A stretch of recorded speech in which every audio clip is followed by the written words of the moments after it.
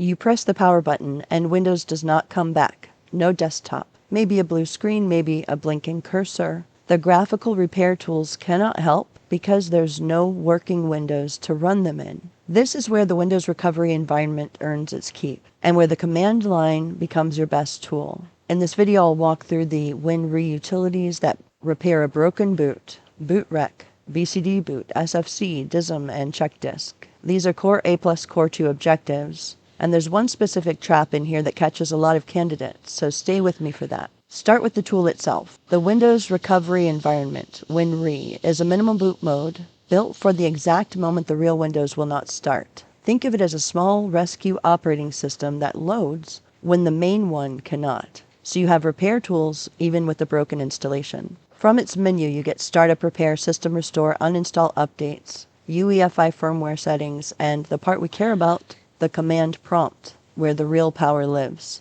And here is a useful behavior to know. Windows launches WinRE automatically after 2 consecutive failed startups. So often the environment is already waiting for you. Startup Repair handles many cases on its own. And this whole video is really about what to do when it cannot. Now for the exam, you want to know every path into WinRE. The reason is because the easy path does not always work. From inside Windows, hold Shift while you click Restart, or go to Settings, Recovery, Advanced Startup. That's the convenient route. But it only works if Windows still loads far enough to use it. If it does not, remember the automatic trigger. 2 failed boots in a row drop you into the recovery environment on their own. And when the drive won't boot at all, the reliable path is installation media. Boot from a Windows install USB and choose Repair Your Computer. That is the one method that works on a completely dead system. So it is the one to reach for when nothing else responds. Before you open a command line, try Startup Repair.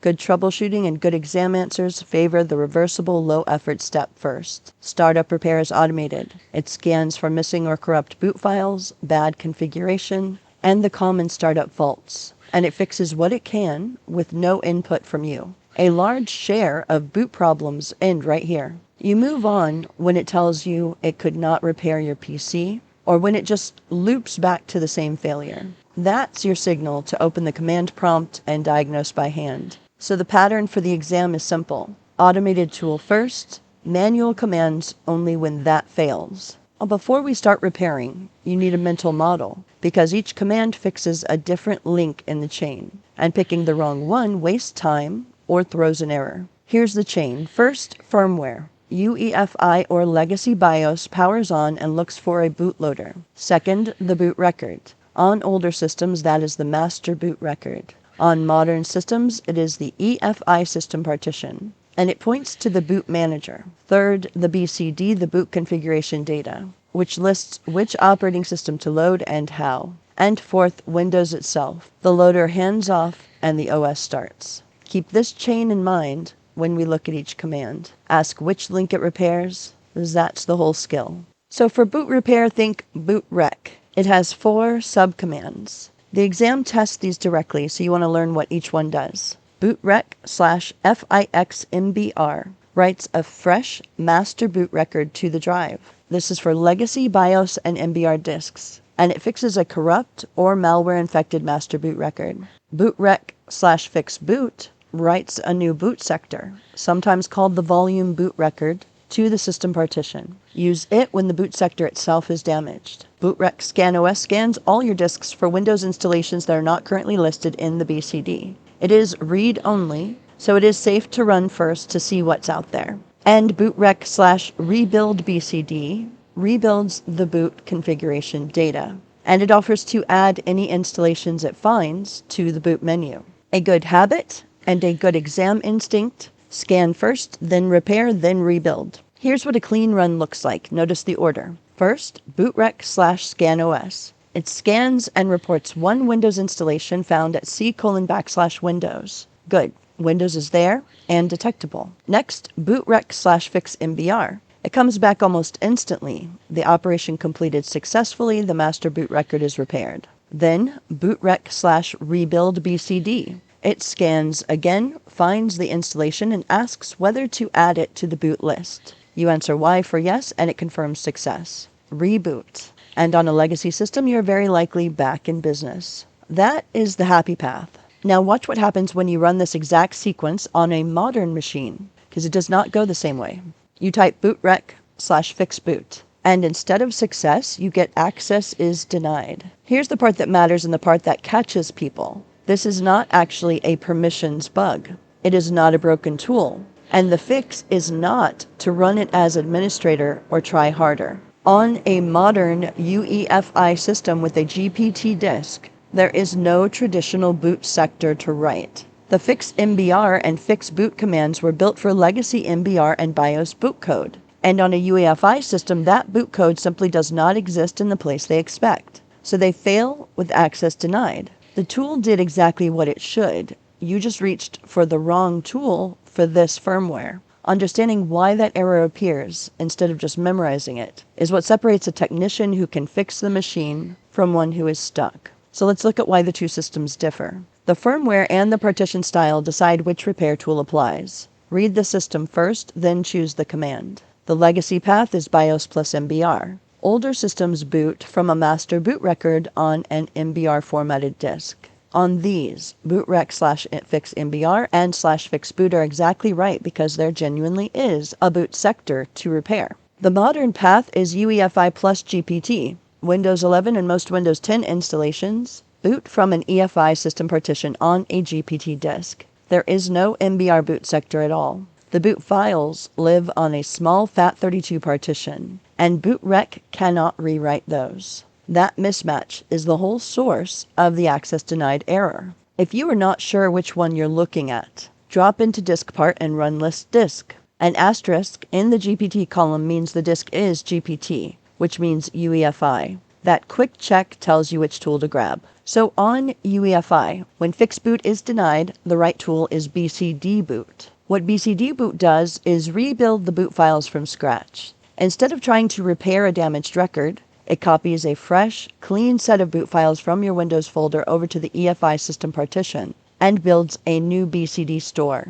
Rebuilding from a known good source is more reliable than patching something already corrupt, which is exactly why bcdboot succeeds in many cases where fixboot cannot even run. There is one prerequisite. The EFI System Partition normally has no drive letter, and bcdboot needs somewhere to write. So you first mount that partition by assigning it a letter with diskpart. Commit this one distinction to memory. Bootrec for legacy, bcdboot for UEFI. It is a favorite gotcha both on the exam and on a real bench. Here's the full sequence step by step for the UEFI repair. Open diskpart, run list volume, and find the EFI System Partition. It's the small volume, usually around 100 megabytes, formatted FAT32. Select it, in this example volume 2, and then assign it a drive letter. Here we see the letter S, exit diskpart now. Now the payoff line, bcdboot c:\windows /c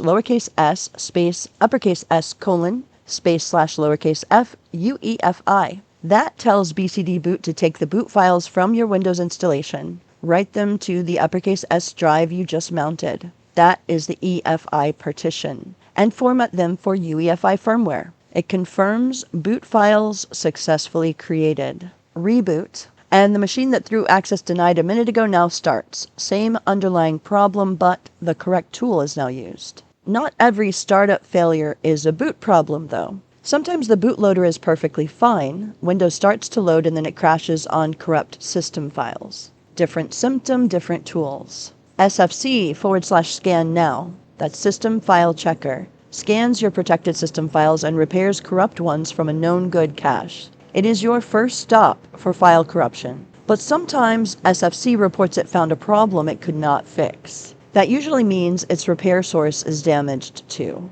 And that is when you use DISM, DISM, which repairs the underlying Windows image that SFC pulls its good files from. Run DISM, then run SFC again. And chkdsk/r scans the disk for bad sectors and recovers readable data from them. Reach for chkdisk when you suspect the storage hardware itself is failing. Well, here's a subtlety that trips people up in WinRE. When you type a plain SFC/scan now, it assumes the running operating system is the one to check. But in WinRE, the running operating system is the recovery environment, not your broken Windows install. So a plain scan checks the wrong thing. The fix is to point the tools at the offline Windows drive explicitly. For System File Checker, add /offbootdir equals C, that's the uppercase C, colon backslash, and /offwindir equals C, colon backslash Windows. For DISM, use /image colon C, colon backslash with cleanup, image, and restore health. Now both tools repair the actual installation that will not boot,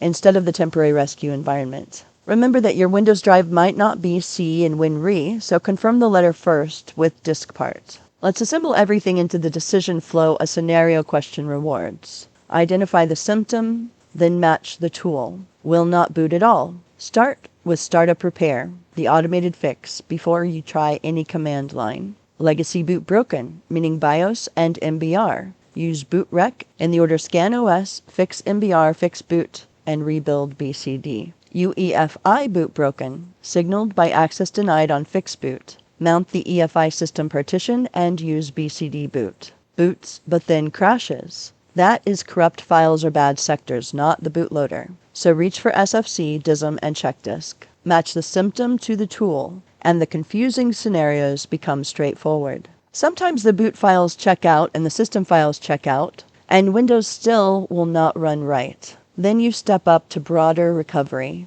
and the exam wants these in order of increasing impact. System Restore reverts system files and settings to an earlier restore point. It cleanly undoes a bad update or driver, and it leaves your documents alone. Uninstall Updates does exactly what it says, pulling a recent quality or feature update that broke the boot right from the WinRE menu. And the last resort is Reset This PC, which reinstalls Windows and lets you choose Keep My Files or Remove Everything. It is powerful, but it is the most disruptive option, so it always comes last, after the targeted repairs have failed. Remember, least destructive first, most destructive last. That ordering is the exam's whole philosophy on recovery. Let's finish this video with a quick recap, lock it in. Get in and start easy. Reach WinRE by Shift Restart, the automatic trigger, or install media, and always try Startup Repair before the command line. Match the tool to the firmware. Legacy MBR uses bootrec. A UEFI access denied means mount the EFI System Partition and use bcdboot with the UEFI flag. That single distinction is the heart of this topic. Then handle files and last resorts. For post-boot crashes, repair system files offline with SFC and DISM, and check the disk with chkdsk, and escalate to system restore, uninstall updates, and reset only when the targeted fixes fall short. Know that flow, and a dead Windows machine becomes a solvable problem instead of a reinstall. If you found this helpful, please subscribe, and thank you for watching.